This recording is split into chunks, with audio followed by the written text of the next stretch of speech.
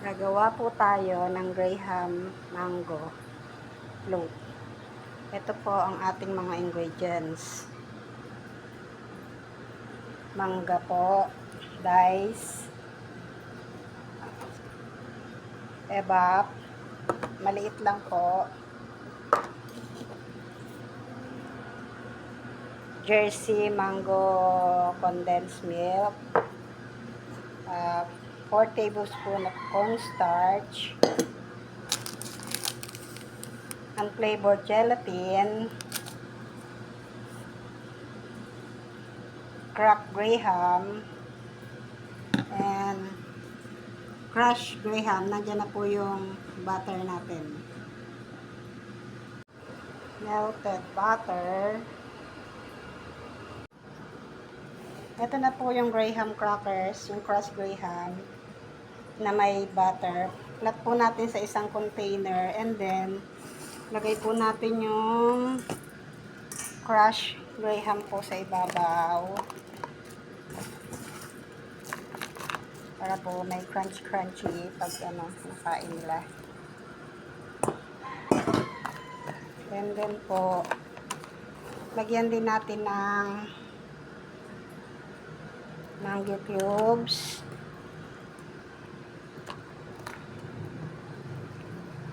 tira lang po tayo ng konti para sa pan-toppings natin mamaya sa ibabaw.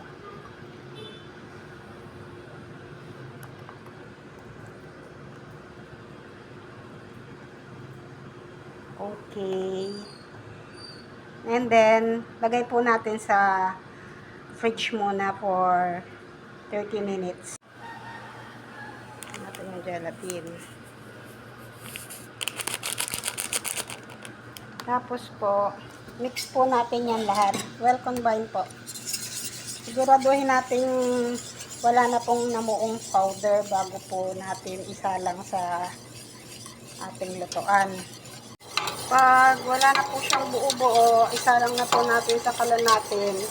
Sa low medium heat lang po, tapos continuous lang po yung paghahalo ninyo hanggang sa kumulo po.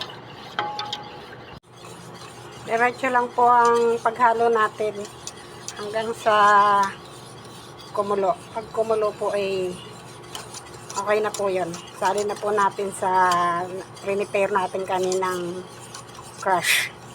Pag ganyan po kumukulo na, okay na po yan. Sali na po natin sa ating crush. Pakpak po natin para magpantay siya.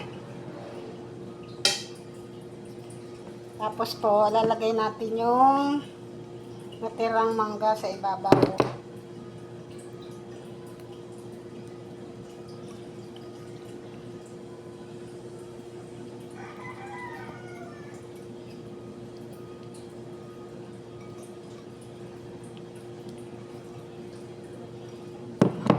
Nagtira din po tayo ng crushed na graham.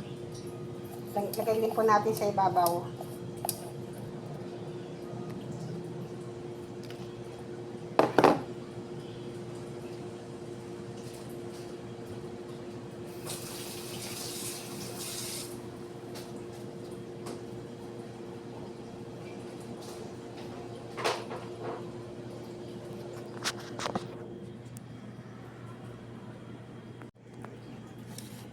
Yan po. Lagyan po natin ng crushed graham sa ibabaw.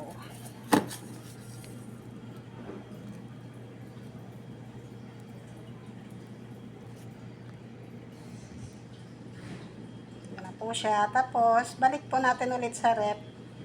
Chill natin ng 2 hours. Yummy, yummy! Graham mango float.